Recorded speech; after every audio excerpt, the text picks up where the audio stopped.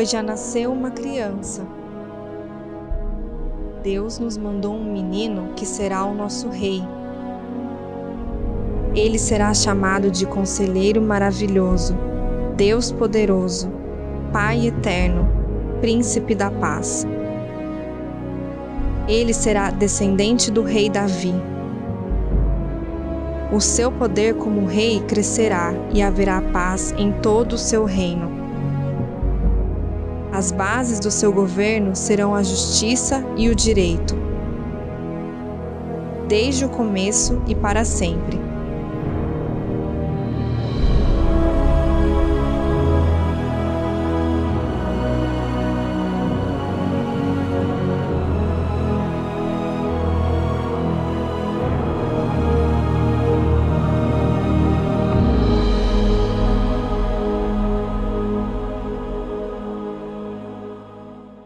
O Evangelho em Mateus, capítulo 1, os versículos 18 a 25 está escrito, Palavra de Deus. Foi assim o nascimento de Jesus Cristo. Maria, sua mãe, estava prometida em casamento a José, mas antes que se unissem, achou-se grávida pelo Espírito Santo. Por ser José, seu marido, um homem justo, e não querendo expô-la à desonra pública, pretendia anular o casamento secretamente. Mas, depois de ter pensado nisso, apareceu-lhe um anjo do Senhor em sonho e disse: José, filho de Davi, não tema receber Maria como sua esposa, pois o que nela foi gerado procede do Espírito Santo. Ela dará à luz um filho, e você deverá dar-lhe o nome de Jesus, porque ele salvará o seu povo dos seus pecados. Tudo isso aconteceu para que se cumprisse o que o Senhor dissera pelo profeta: a virgem ficará grávida e dará à luz um filho, e o chamarão Emanuel, que significa Deus conosco. Ao acordar, José fez o que o anjo do Senhor lhe tinha ordenado e recebeu Maria como sua esposa, mas não teve relações com ela enquanto ela não deu à luz um filho. E ele lhe pôs o nome de Jesus.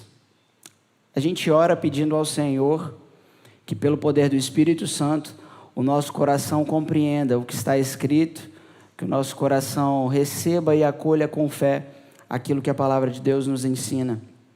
Deus Pai, em nome de Jesus, o teu Filho amado, pedimos que na misericórdia do Senhor, no teu poder, a tua igreja aqui reunida seja encontrada, para que os nossos corações, para que o coração de cada um aqui seja aberto, Senhor Deus, esclarecida seja a sua palavra, iluminada seja a sua palavra para o nosso coração, porque habitamos, Deus, ora em trevas e escuridão, e somos dependentes de que a luz do Senhor brilhe sobre nós. Então brilha, Senhor Deus, o teu rosto, a tua face de misericórdia sobre a nossa vida, para que a gente tenha compreensão da tua palavra, para que ao ouvir aqui, Senhor Deus, a gente seja tornado pelo poder da tua palavra, do teu Santo Espírito, praticantes dessa boa palavra do Senhor para nós. Enche o nosso coração de esperança, ilumina-nos, Deus, em nome do teu Filho amado Jesus.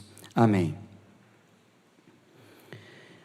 Irmãos, nós, desde pequenos, temos algo que faz parte da nossa vida: a confiança. Nós sempre confiamos em algo ou alguém. Confiamos em alguma coisa ou confiamos em alguém.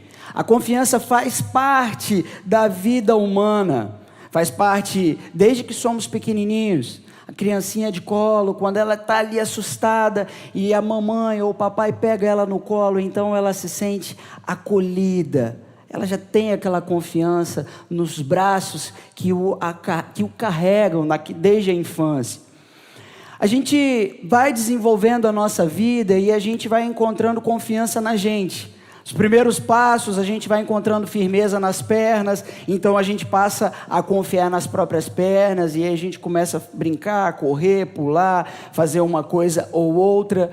A gente vai se desenvolvendo, começa a trabalhar, e aí começa a entrar um dinheirinho no final do mês, e a gente passa a confiar naquele saldo que entra no final do mês, para poder fazer as nossas coisas. Então a gente sempre espera por aquilo, a gente sempre confia naquilo, com base naquilo que a gente vem fazendo. A gente confia na gente mesmo.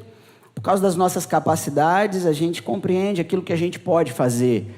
A gente confia também num amigo influente. Às vezes a gente tem um amigo que pode resolver algum problema para a gente, então a gente tem confiança sobre a influência de algum amigo. Mas quando é que essa confiança rui? Quando é que essa confiança se desmancha diante de nós? Quando surge algum problema ou alguma coisa que a gente não esperava, alguma coisa que a gente não havia planejado. A gente faz planos, mas como as Escrituras dizem, a resposta certa vem do Senhor.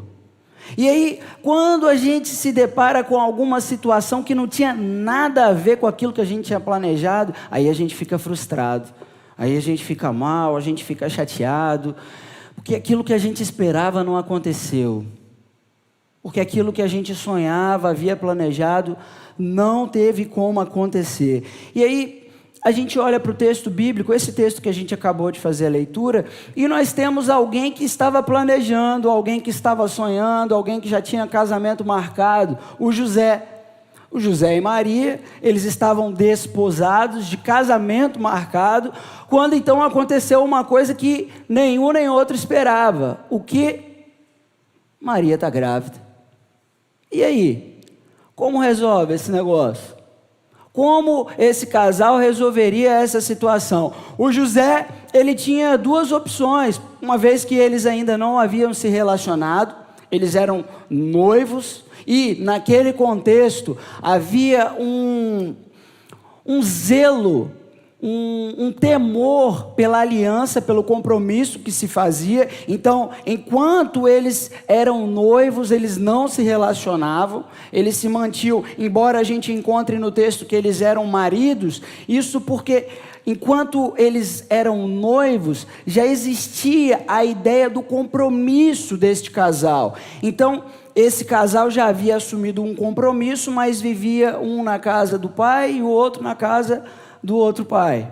Maria e José ainda não viviam juntos, ainda não se relacionavam, e Maria aparece grávida.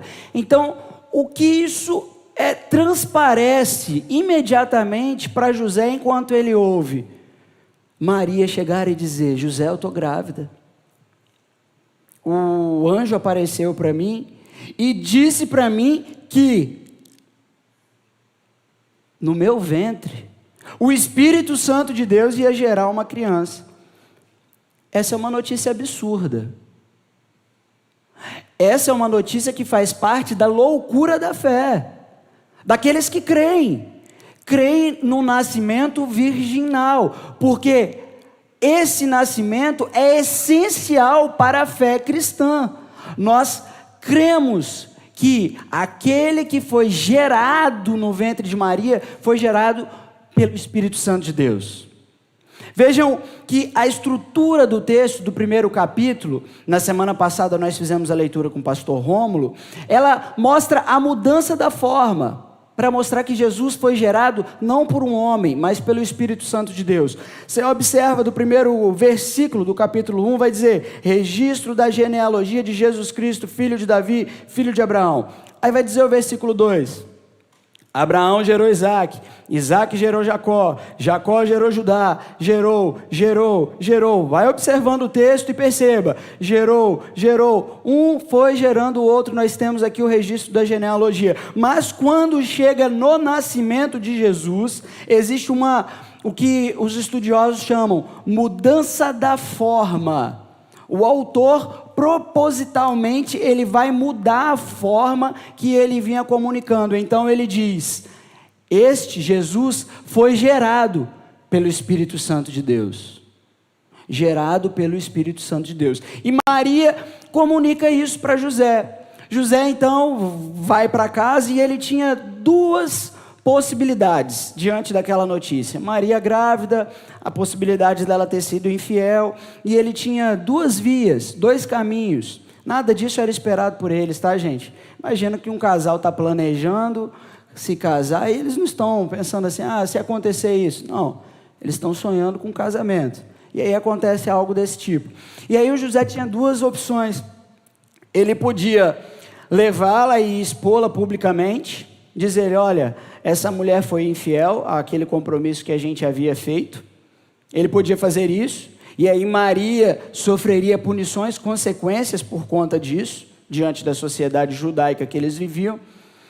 Ou então, ele podia escrever uma carta de divórcio, e essa carta de divórcio ele poderia entregar a ela, e uma vez que Maria fosse questionada, ela tinha um documento, um registro que a livraria de punições, de sanções, porque o seu marido havia dado essa carta de divórcio. Mas aí o texto bíblico vai mostrar para nós que enquanto ele pensava, o que eu vou fazer diante dessa situação, um anjo aparece para ele e diz, não tema receber Maria.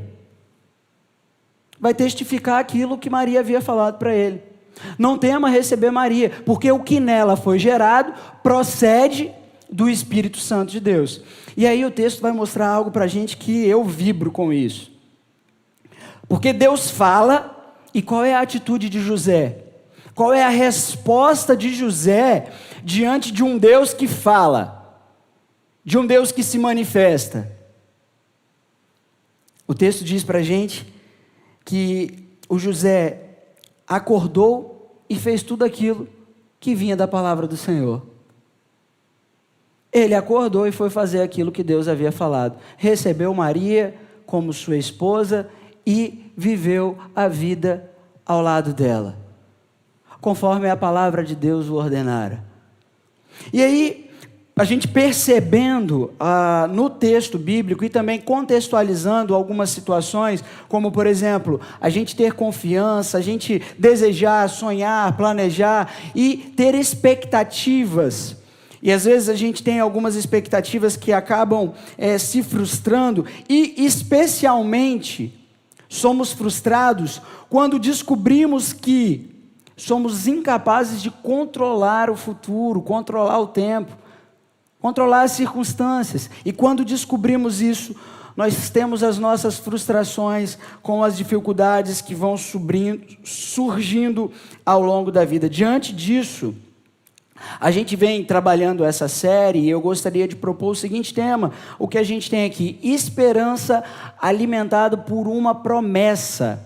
Nós vamos falar sobre isso. A esperança, a nossa esperança sendo alimentada por uma promessa. E em primeiro lugar, a nossa esperança é alimentada por uma promessa que vem da palavra de Deus.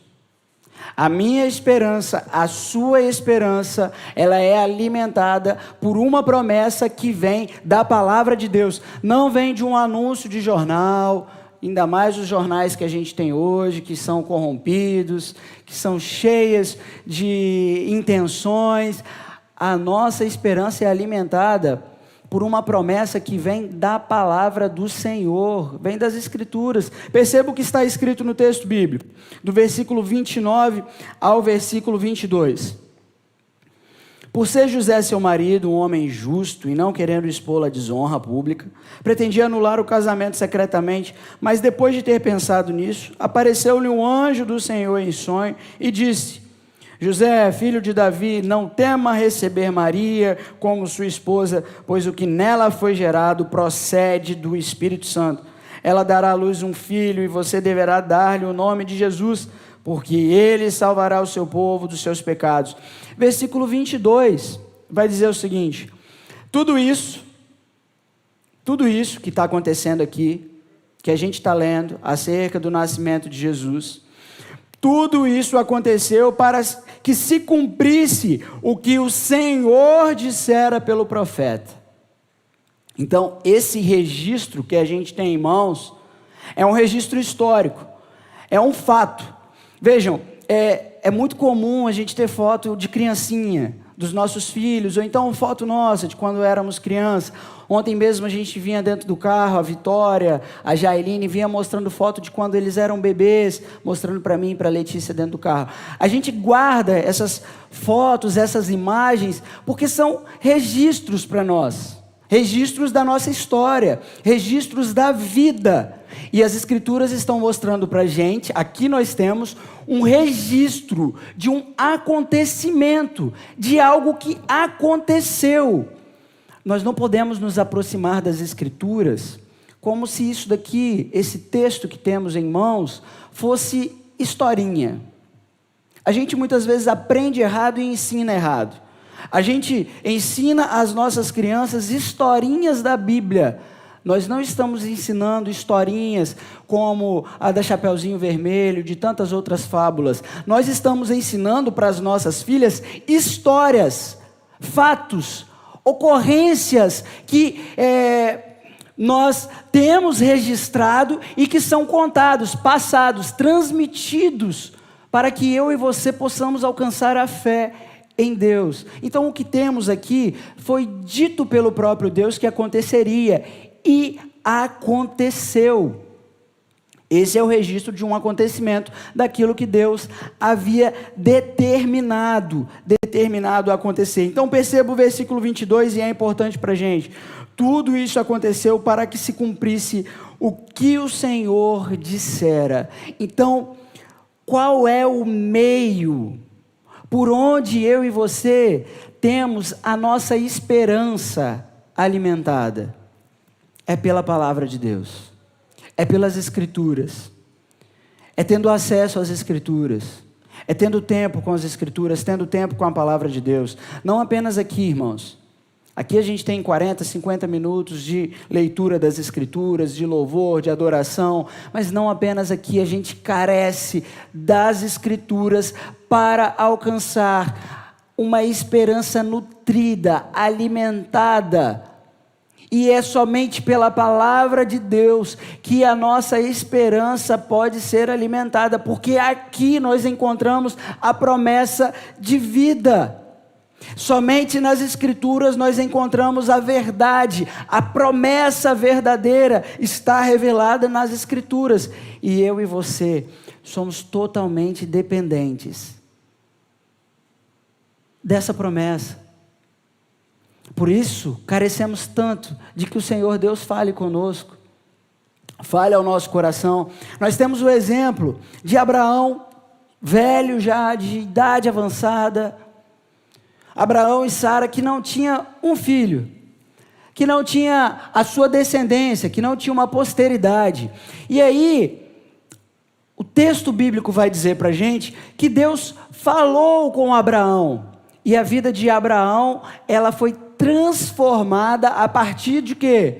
Da promessa que Deus fez para ele. Então, a esperança de Abraão estava baseada na promessa de Deus. A esperança de Abraão estava baseada na palavra de Deus, de um Deus que promete e que cumpre. E essa promessa, essa esperança foi que mudou a vida de Abraão.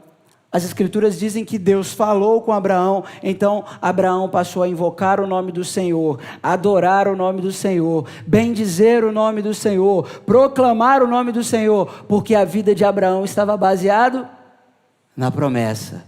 A esperança dele estava alimentada, firmada, baseada na palavra de Deus. A nossa esperança, ela é alimentada por uma promessa que vem da palavra de Deus. Aqui a gente tem o José. Perceberam o movimento do texto bíblico? O José que vinha com aquela situação tão complicada, duas opções. Uma promover um escândalo por causa da infidelidade de Maria, entre aspas, ou então dar uma carta de divórcio para ela e liberá-la, dizer que eu já não tenho mais uma história com ela. Era isso que o José tinha. Mas então veio a palavra de Deus. E o que acontece com a vida de José? José fala: eu vou largar esse negócio, eu não vou, não dá. Não é isso que eu tenho que fazer não. A Maria está grávida, não é filho meu. É assim que o José procede? Não, existe uma promessa revelada a José.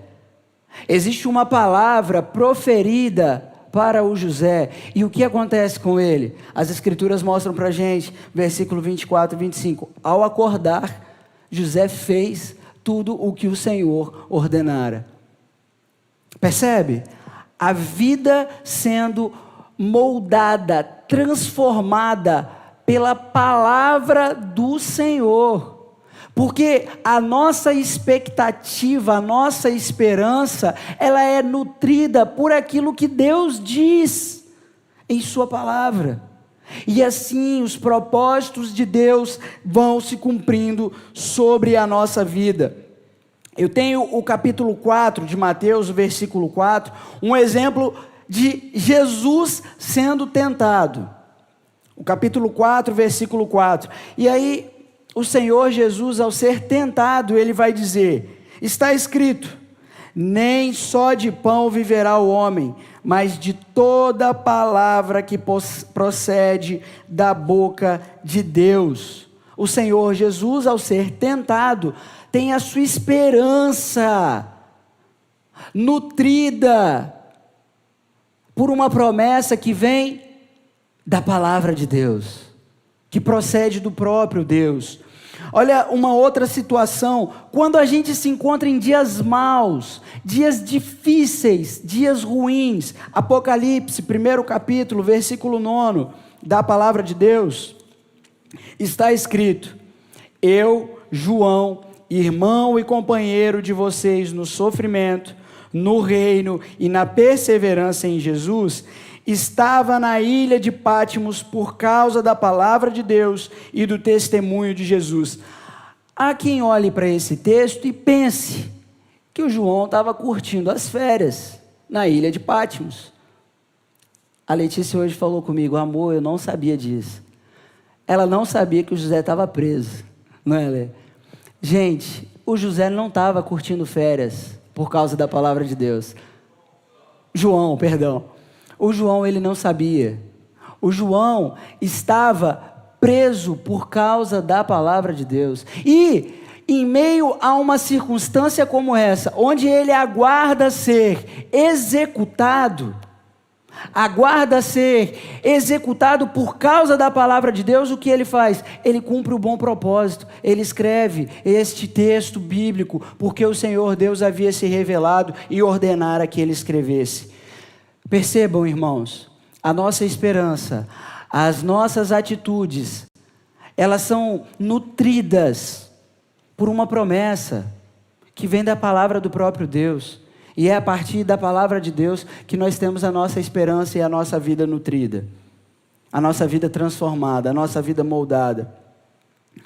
Eu conto para vocês um exemplo muito interessante de alguém que compreendeu a importância das Escrituras.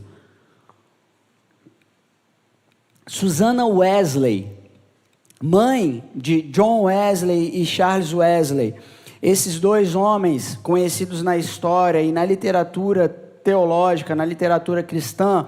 John Wesley foi um grande pregador do Evangelho do século 17, que pregou o Evangelho e muitos corações se renderam a Jesus Cristo através da sua pregação.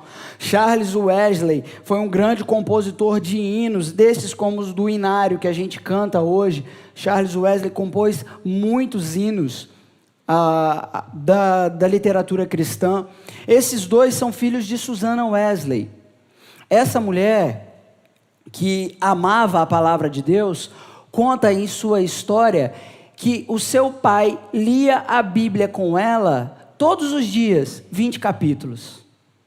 Todos os dias da sua vida, Susannah Wesley ouviu o seu pai lendo 20 capítulos da Bíblia. Susannah Wesley teve 19 filhos e ela percebeu que não dava conta de ler 20 capítulos por dia. 19 filhos, ela não conseguia dar conta.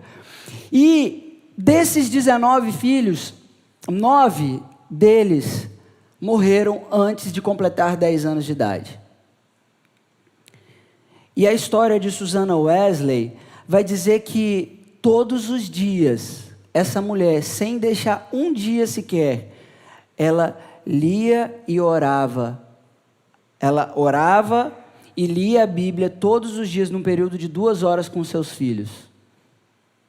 É o exemplo de alguém que confia, que está baseado na promessa de Deus, de alguém que se dedica na criação dos seus filhos, de alguém que ensina, que transmite, que comunica aquilo que ela espera ardentemente. Ela era nutrida e alimentada pela palavra de Deus, e ela comunicava, ela era moldada por aquilo que ela cria, por aquela ardente expectativa dela, a partir das Escrituras, a partir da palavra de Deus. Em segundo lugar, a gente vai ver aqui nas Escrituras que nós somos alimentados por uma promessa. Em primeiro lugar, nós vimos que é uma promessa que vem da palavra de Deus. E em segundo lugar, por uma promessa que se cumpriu. É uma promessa que se cumpriu. Nós somos alimentados por uma promessa que se cumpriu. E se cumpriu na história. Jesus Cristo nasceu. O Natal é a manifestação da glória de Deus, de um Deus que salva pecadores. O Natal é uma mensagem para nós, o nascimento de Jesus é para nós a boa nova, a boa notícia de que o Filho de Deus que tira pecados do mundo nasceu na terra. Agora, vocês percebem como, do lado de fora das igrejas, o Natal foi esquecido. Como que esquecido no sentido original dele? Nós temos a festa natalina, mas nós não temos aquele que nasceu, o menino Jesus. Não há representatividade deste menino do lado de fora. Mas a comunidade cristã não abre mão desse nascimento, não pode abrir mão dessa mensagem, porque essa mensagem é a mensagem que veio para poder salvar as nossas vidas. Percebam o que está escrito no versículo 21 do texto. Ela dará à luz um filho, e você deverá dar-lhe o nome de Jesus, porque ele salvará o seu povo dos seus pecados. Qual é o motivo desse nascimento? Qual é a razão do Natal, do nascimento do Filho de Deus? A salvação de pecadores. Salvar o seu povo dos seus pecados. Essa é a razão, esse é o motivo do Natal, o nascimento de Jesus. E este nascimento faz parte da história. Por isso, nós somos alimentados por uma promessa que se cumpriu. O Filho de Deus nasceu para salvar pecadores. Enquanto eu estou falando disso, irmãos, que fique bem claro, perde-se a noção do pecado, e já nós não teremos mais do que ser salvos. Se eu e você não tivermos a compreensão do que é pecado, se eu e você não tivermos noção de pecado, nós não temos do que ser salvos. Vocês veem um exemplo, pessoas que trabalhavam no campo há muitos anos, elas oravam pedindo a Deus para que não viesse peste sobre a sua plantação. Por qual razão? Vem a peste sobre a plantação, acaba com toda a plantação, e aí, sem recurso, no final do mês, não é isso? Então, o povo se voltava a buscar a Deus, porque ele necessitava de que Deus pudesse livrá-lo daquela situação. Mas aí veio a pesticida, surgiu a tecnologia, e aí você passa aquele remédio, você bate aquele veneno sobre a plantação, e você evita que venham as pestes. Já não precisa mais buscar Deus por conta disso. a gente já não precisa mais orar, porque já não tem mais peste para poder acabar com a nossa plantação, para acabar com os nossos recursos. A gente deixa de buscar, a gente deixa de orar, porque a gente compreende que a gente não precisa de livramento, porque a gente compreende que não precisa mais desse cuidado de Deus. Se a gente tem recurso no final do mês, a gente já não precisa também de Deus. Percebem que se a gente não tiver a compreensão de pecado, a compreensão do pecado, se a gente perder essa compreensão, o que acontece conosco é que a gente já não precisa mais de um Salvador se a gente estiver com saúde, se a nossa carteira estiver cheia, se as coisas estiverem todas redondinhas, tudo certinho, a gente já não precisa mais de Deus. Então, a mensagem, o anúncio de que nós somos pecadores, de que eu e você carecemos de salvação, necessitamos de um Salvador, ela nunca pode ser retirada da vida cristã, do seio cristão, do meio da igreja, do meio do seu povo. Eu e você precisamos ouvir isso continuamente. Ele nasceu para salvar pecadores. Perceba o que Zacarias vai dizer em Lucas capítulo 1, onde a gente lê nos versículos 76 e 77, o cântico de Zacarias, quando a sua esposa, Isabel, havia ficado grávida de João Batista. Então, João Batista, quando estava sendo gerado ali no ventre da sua mãe, o Zacarias canta um cântico de louvor a Deus. Ele vai bem dizer o nome de Deus. E nos versículos 76 e 77, ele vai falar do propósito do nascimento desse menino, João Batista.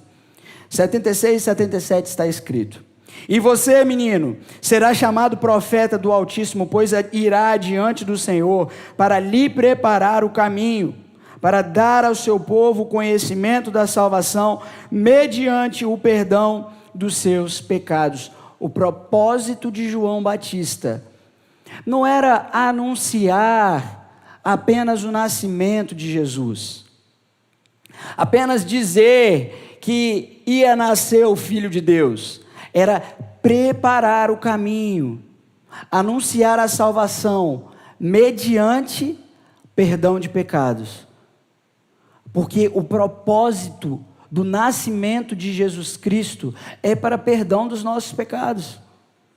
É para remissão do meu e do seu pecado, da mudança da nossa vida, de transformação da nossa vida. Nós vimos que Deus, Ele é fiel em se revelar por meio da tua palavra, e que Ele é fiel à sua palavra, mesmo quando a gente falha.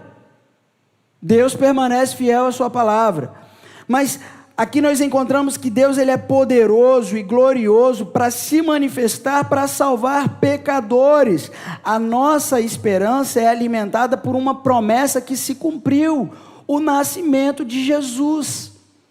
Porque Ele nasceu, nós compreendemos que Deus manifestou o perdão dos nossos pecados. Deus manifestou salvação para as nossas vidas, porque aquele menino que nasceu numa manjedoura, aquele menino que cresceu e que foi levado diante das autoridades de Israel para ser condenado, para ser morto, ressuscitar ao terceiro dia, essa história, esse fato e esse ocorrido é o que nutre a nossa esperança. E aí você pode pensar assim, mas basicamente é só isso? Aí eu vou te convidar a abrir a primeira carta de Paulo aos Coríntios, para a gente ler o que Paulo escreve nessa carta, no primeiro capítulo, os versículos 21 a 24 das Escrituras. Está escrito, 1 Coríntios, capítulo 1, versículo 21 a 24, está escrito: visto que na sabedoria de Deus, o mundo não o conheceu por meio da sabedoria humana, ou seja, Deus não é conhecido por sabedoria humana, por ciência. O texto vai dizer: agradou a Deus salvar aqueles que creem por meio da loucura da pregação. Salvar aqueles que creem por meio da loucura da pregação. E qual pregação nós estamos falando? Pregação que vai dizer que você pode ser curado? Pregação que vai dizer que você pode prosperar financeiramente? Pregação que vai dizer que os seus sonhos se realizarão e que você será feliz nessa terra e comerá o melhor dessa terra? É desse tipo de pregação? Não. É desse registro que nós temos nas Escrituras, dessa promessa que se cumpriu. Dessa promessa que se cumpriu, que o Filho de Deus nasceu, que ele padeceu sobre Pôncio Pilatos, foi crucificado, morto e sepultado. Ele ressuscitou ao terceiro dia, subiu aos céus e está sentado à direita de Deus Pai Todo-Poderoso. É essa pregação. E todo aquele que nele crê, recebe a salvação. É com base naquilo que se cumpriu. A nossa esperança é alimentada pela obra de Jesus Cristo, por aquilo que ele fez. E é nisso que nós devemos crer, naquilo que Jesus Cristo fez pelas nossas vidas, porque ele é o sumo sacerdote que sustenta a minha e a sua vida diante de Deus. Ele nos salva e nos sustenta diante de Deus Pai. A nossa esperança é alimentada por uma promessa que se cumpriu. A nossa esperança é alimentada por uma promessa que vem da palavra de Deus para as nossas vidas. E por fim, nossa esperança é alimentada por uma promessa para viver com integridade. Se eu e você temos a nossa esperança nutrida pela palavra de Deus, pela palavra que vem de Deus, se eu e você temos a nossa esperança alimentada por uma promessa que se cumpriu, qual é o propósito disso? Qual é a finalidade disso? É viver com integridade.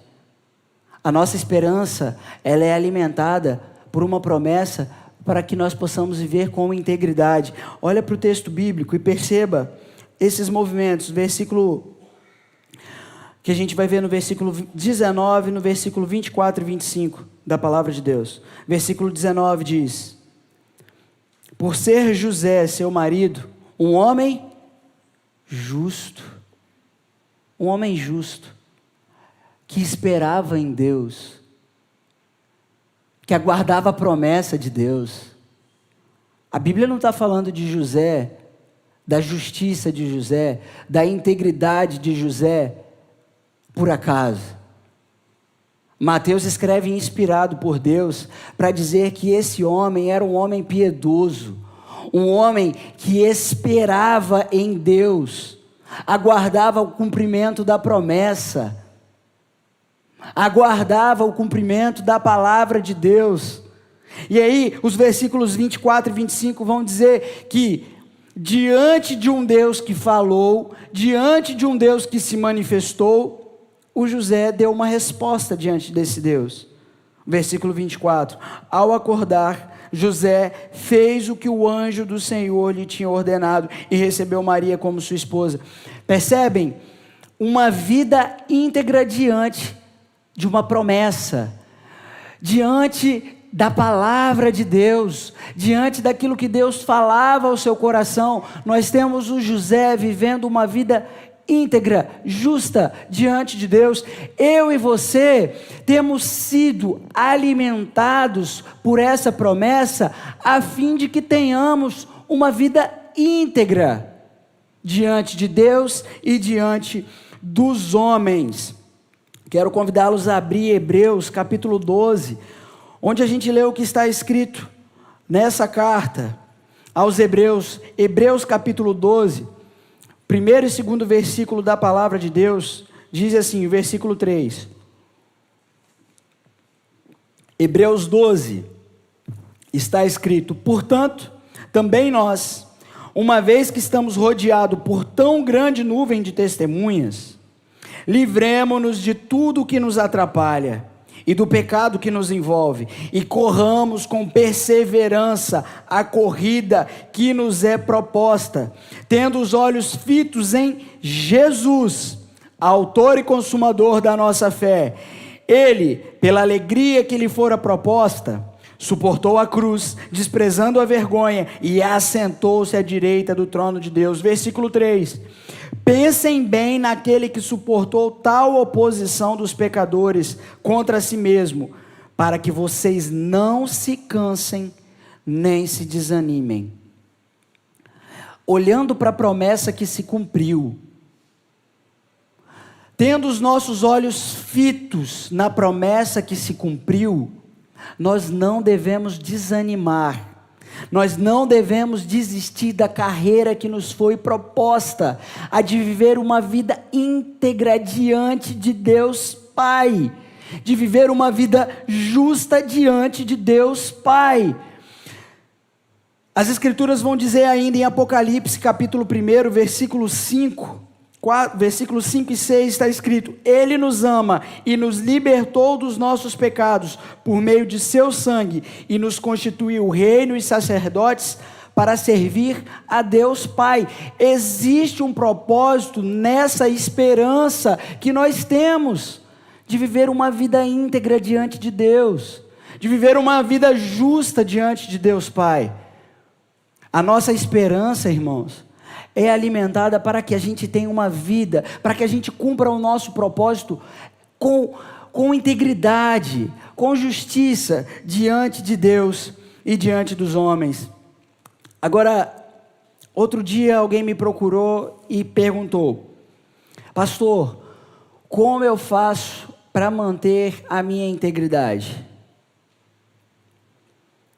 Como eu faço para eu me manter virgem? Vocês já repararam o contexto que a gente vive? A pressão que os nossos adolescentes, os nossos jovens sofrem por causa de uma vida santa, de uma vida justa. O quanto eles são pressionados pela sociedade, o quanto eles são pressionados por tudo aquilo que eles assistem, celular e TV, propaganda, o quanto eles são pressionados por viver uma vida aqui nessa terra, como se não tivesse nada do que se esperar, como se estivessem roubando deles uma mensagem de esperança. Justamente estão tirando o nascimento de Jesus, a vida de Jesus, para que as pessoas não tenham esperança. Então vivam as suas vidas de forma dissoluta, de forma pecaminosa, sem temor e sem tremor diante de Deus. Eu estava vendo um filme recente, um filme da Netflix, e aí o filme tinha um momento lá, era um filme natalino. Então, em algum momento eles montavam um presépio e a própria família estava dentro do presépio, e ali eles tinham um bebezinho daquela família dentro do presépio. E como uma mensagem cômica e trágica, ao meu ver, eles comunicam o seguinte: a família está ali no presépio, e então eles começam a brigar, a discutir, e eles saem de dentro do presépio e começam a brigar e a tirar gelo um no outro, e vira uma briga. Depois, quando termina aquela cena, alguma pessoa volta dentro do presépio e lembra que haviam esquecido a criança lá. E aí eles dizem assim: o seu pai te esqueceu aqui, e pega a criança no colo e retira dali. É o que se comunica hoje. Um menino esquecido, uma mensagem esquecida da qual se tira a esperança de nós. Essa pessoa que entrou em contato comigo e me perguntou o que fazer. Talvez a gente espere uma receita de bolo. Talvez a gente procure receitas de bolo para viver de forma íntegra, para viver de forma justa diante de Deus. Na verdade, se vive de forma justa e íntegra diante de Deus pela fé. Eu disse para essa pessoa: a maneira de se viver de forma íntegra e justa é pela aliança. É baseado na aliança. É baseado na aliança que Jesus fez comigo e com você. A maneira de se viver de forma íntegra, de você guardar a sua integridade, é confiando na aliança que Deus fez com você, que Deus fez conosco por meio de Jesus Cristo. Sabe por quê, meus irmãos? Porque é Ele quem nos sustenta em santidade. É Ele quem nos sustenta em integridade. E não existe outro que possa sustentar a minha vida e a sua vida com integridade diante de Deus. É somente Jesus Cristo. Só Jesus pode sustentar a nossa vida em integridade. É com base na aliança que Ele fez com Deus Pai, derramando o sangue dEle, o sangue puro dEle, que eu e você podemos ser sustentados em integridade diante de Deus. Hebreus capítulo 1 vai dizer que o Filho é o resplendor da glória de Deus Pai, que o Filho é a expressão exata do seu ser, sustentando todas as coisas por sua palavra. Só Jesus pode sustentar a nossa vida com integridade. Então, qual é a maneira de guardar a nossa vida íntegra diante de Deus? É confiando em Jesus. Confiando em Jesus. Confiando naquele que se entregou pelas nossas vidas. E o livro de Mateus, a gente vai cantar, vai louvar a Deus aqui, relembrando esse texto bíblico que encerra o livro de Mateus. Mateus capítulo 28, versículo 20. Porque a nossa esperança, ela é alimentada por uma promessa que vem da palavra de Deus. A nossa esperança é alimentada por uma promessa que se cumpriu. A nossa esperança, ela é alimentada para que vivamos com integridade diante de Deus. E como a gente vive com integridade diante de Deus? Confiando na promessa.